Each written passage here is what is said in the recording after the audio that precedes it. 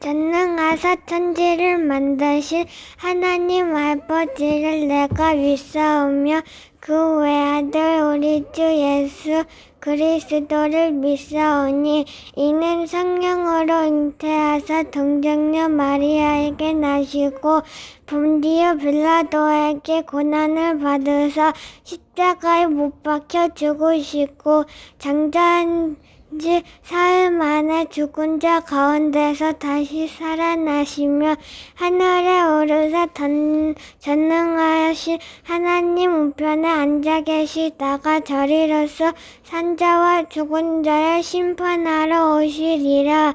성령을 믿사오며 거룩한 공회와 성도가 서로 교통하는 것과 죄를 사하여 주시는 것과 몸이 다시 사는 것과 영원히 사는 것을 믿사옵나이다. 아멘.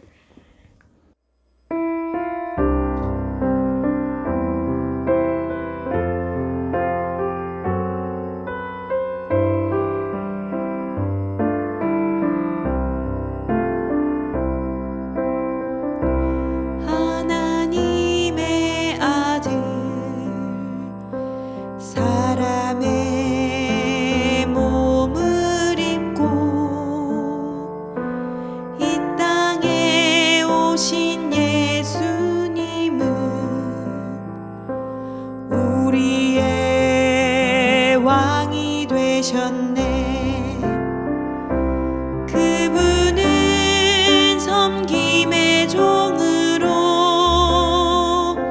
죽기까지 우리를 위하여 나에게 너에게 우릴 위해 오셨어요.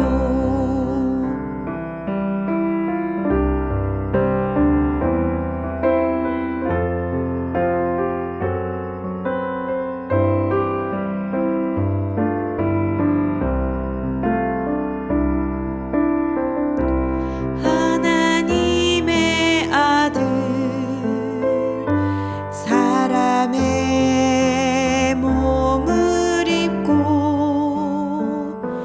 이 땅에 오신 예수님은 우리의 왕이 되셨네. 그분은 섬김의 종으로 죽기까지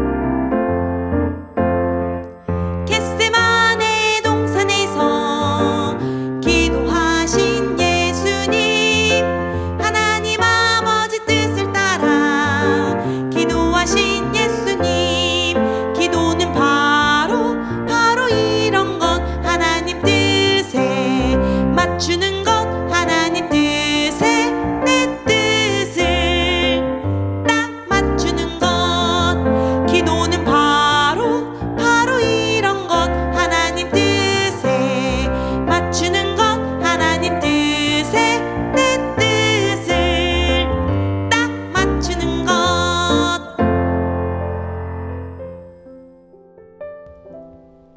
오늘의 말씀은 마태복음 27장 11절에서 26절 말씀입니다.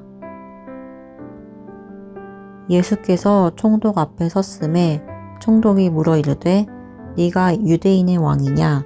예수께서 대답하시되 내 말이 옳도다 하시고 대제사장들과 장로들에게 고발을 당하되 아무 대답도 아니하시는지라. 이에 빌라도가 이르되 그들이 너를 쳐서 얼마나 많은 것으로 증언하는지 듣지 못하느냐 하되 한마디도 대답하지 아니하시니 총독이 크게 놀라워하더라. 명절이 되면 총독이 무리의 청원대로 죄수 한 사람을 놓아주는 전례가 있더니 그때에 바라바라 하는 유명한 죄수가 있는데 그들이 모였을 때에 빌라도가 물어 이르되 너희는 내가 누구를 너희에게 놓아주기를 원하느냐 바라바냐 그리스도라 하는 예수냐 하니 이는 그가 그들의 시기로 예수를 넘겨준 줄 알미더라. 총독이 재판석에 앉았을 때에 그의 아내가 사람을 보내어 이르되 저 옳은 사람에게 아무 상관도 하지 마옵소서. 오늘 꿈에 내가 그 사람으로 인하여 애를 많이 태웠나이다 하더라.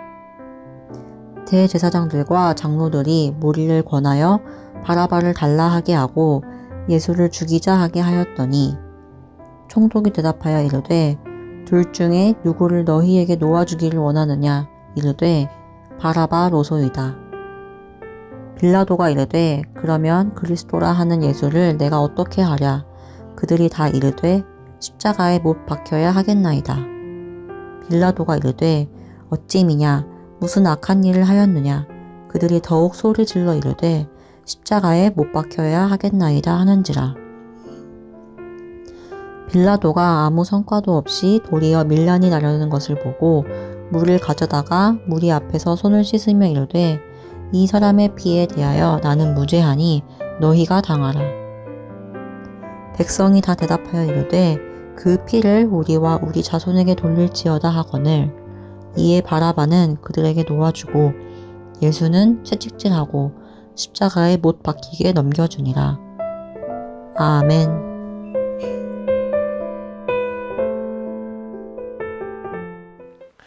성경 인물 가운데서요. 매주 전 세계적으로 욕을 바가지로 먹는 인물이 하나 있는데 그게 누군지 혹시 아시나요, 여러분들? 예, 그 사람의 이름은 본디오 빌라도입니다. 매 주일마다 교회에서 사도신경이라고 하는 신앙 고백을 할 때마다 늘 나오는 구절 있죠. 본디오 빌라도에게 고난을 받으사. 참 재밌어요. 예수님의 제자 가운데 분명히 배신자가 있고 가룟 유다라고 하는 배신자가 있고 또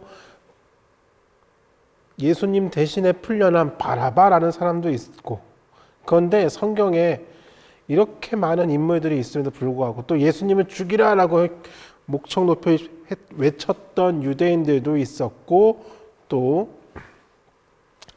예수님을 죽이려고 계획을 짠 대제사장 가야바, 안나스 뭐 이런 사람들의 이름들도 있음에도 불구하고 우리는 신앙 고백을 통해 사도신경을 할 때마다 늘 말하는 것이 본디오 빌라도에게 고난을 받으사.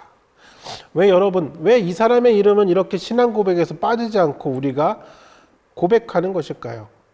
왜 사도신경에서 예수님의 이름을 제외하고 마리아와 그리고 본디오 빌라도, 근데 마리아는 예수님을 낳는 역할이었다면 본디오 빌라도는 예수님을 죽이는 역할이기 때문에 예수님의 생애의 시작과 끝을 나누는 인물이기 때문에 그렇게 했던 것일까요? 오늘 본문에 읽다 보면 우리는 왜 본디오 빌라도라고 하는 사람이 2000년이 지났음에도 불구하고 주구장창 씹히고 있는지 그 이유를 알게 됩니다. 빌라도가 특별한 행동을 하나 합니다. 그게 무엇이냐면은 손을 막 씻어요. 손을 왜 씻을까요? 오늘 본문 말씀 한번 읽어보겠습니다. 오늘 본문 말씀 마태복음 27장 24절에 보면은 이렇게 되어 있습니다. 빌라도가 아무 성과도 없이 도리어 밀란이 나려는 것을 보고 물을 가져다가 무리 앞에서 손을 씻으며 이르되 이 사람의 피에 대하여 나는 무죄하니 너희가 당하라. 백성이 다 대답하여 이르되 그 피를 우리와 우리 자손에게 돌릴지어다 하거늘. 이 내용이 무슨 뜻이냐면 이런 거예요. 사실 예수님께서 잡히신 다음에 이 빌라도 앞에서 재판을 받게 됩니다. 왜냐하면 대제사장과 그리고 그들이 속한 사내들인 공의회는 종교적인 재판을 할 수 있을지 몰라도 사형을 시킬 권한은 없었어요.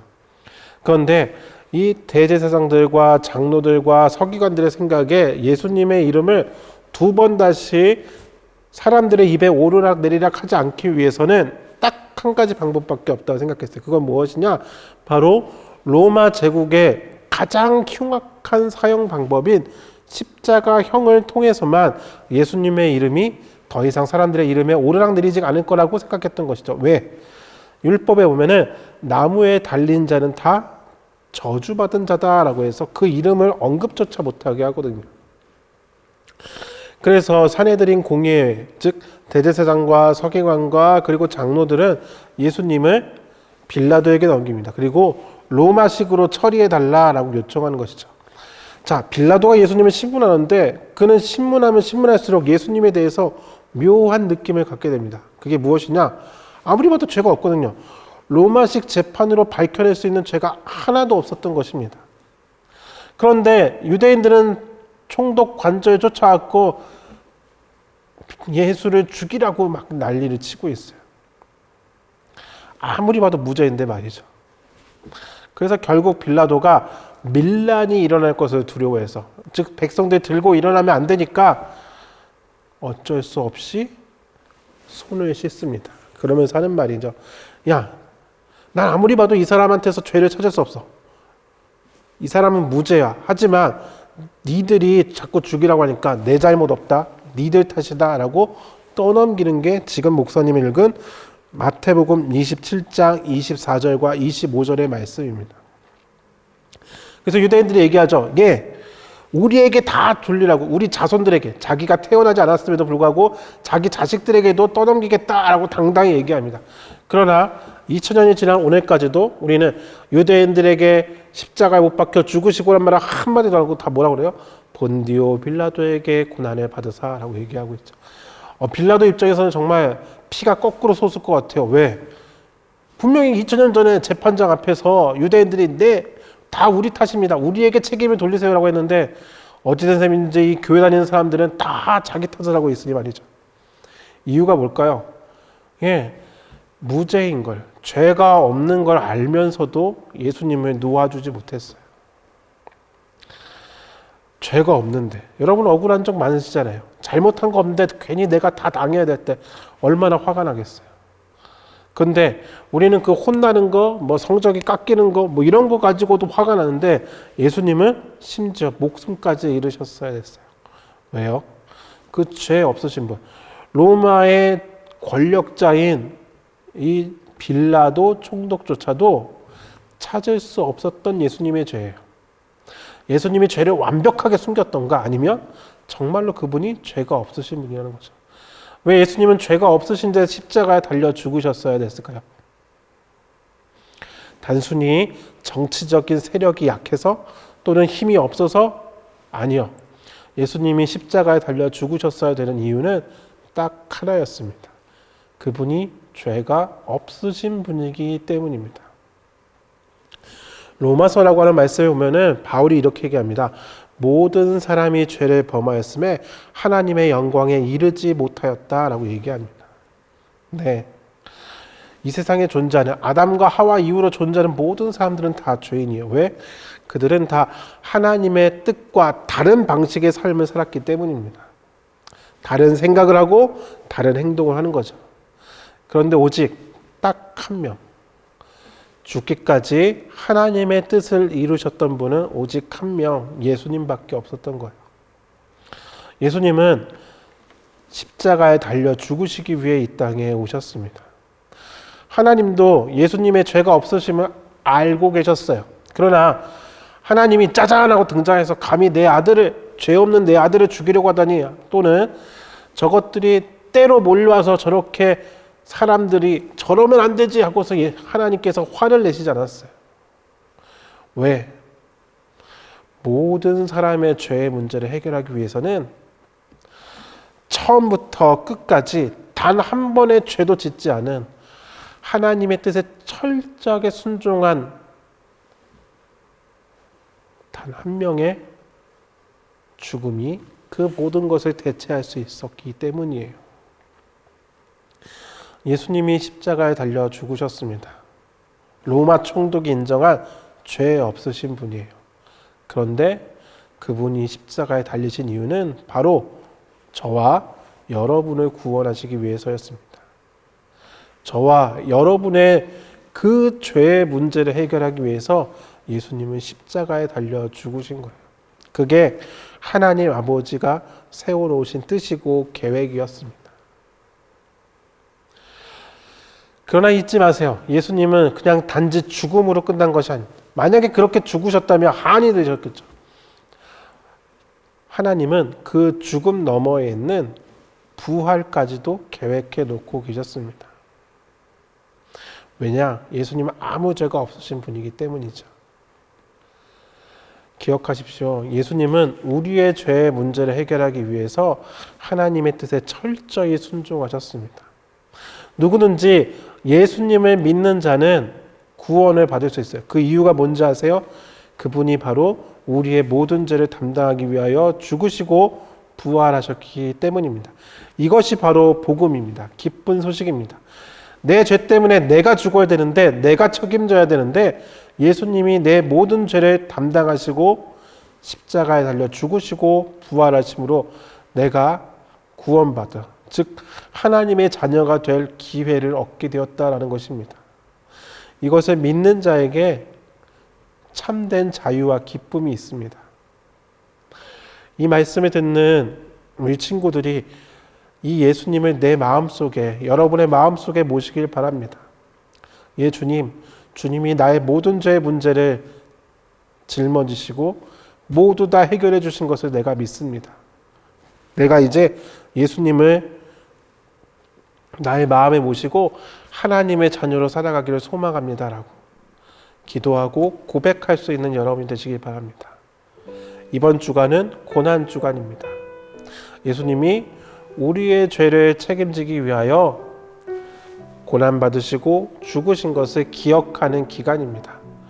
고난 주간은 이름 그대로만 보면 매우 슬픈 주간이고 어두운 주간입니다. 예수님이 나 때문에 고난 받으셨어. 그런데 생각을 달리하면 예수님이 고난 받으신 건 나를 자유케 하기 위함입니다. 예수님이 고난을 받으신 것은 나를 하나님의 자녀라고 하는 놀라운 지위로 올려주기 위해서입니다. 그렇기 때문에 고난 주간은 단순히 어둡고 우울하고 슬픈 주간이라기보다는 오히려 내가 다시 회복될 수 있는 놀라운 복음이 전해지는 기간이기도 합니다. 그 복음이 준비되는 기간이 바로 이 고난 주간입니다. 그러기에 이 고난 주간 동안 복음서에 나타난 예수님이 어떠한 것을 준비하셨고 어떠한 삶의 마무리를 지으셨는지를 살펴보면서, 그리고 저와 여러분에게 주시는 메시지가 무엇인지 살피면서 부활의 그날을 기다릴 수 있는 저와 여러분이 되셨으면 좋겠습니다. 기억하세요. 저와 여러분의 죄를 위해 예수님이 죽으셨습니다. 그리고 부활하셨습니다. 기도하겠습니다.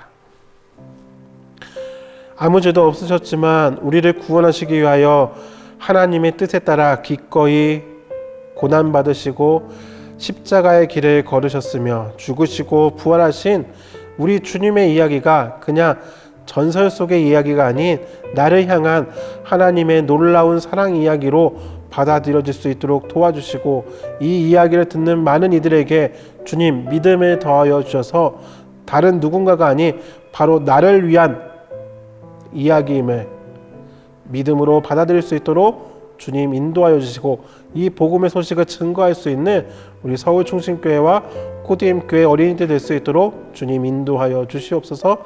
예수님의 이름으로 기도드립니다. 아멘.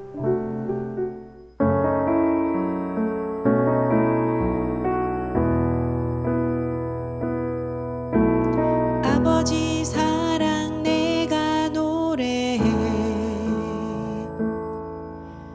아버지 은혜 내가 노래해. 그 사랑 변함없으신, 거짓 없으신, 신실하신 그 사랑, 상한 갈 때 꺾지 않으시는, 꺼져가는 등불 끄지 않는 그 사랑, 변함없으신, 거짓 없으신, 신실하신 그 사랑.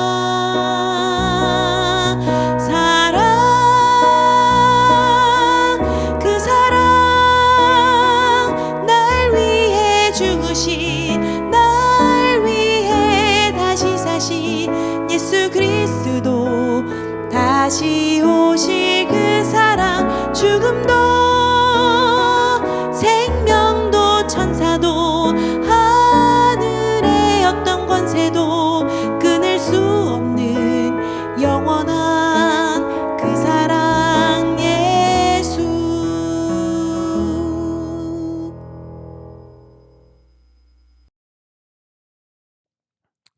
하늘에 계신 우리 아버지여, 이름이 거룩히 여김을 받으시오며 나라가 임하시오며 뜻이 하늘에서 이루어진 것 같이 땅에서도 이루어지이다.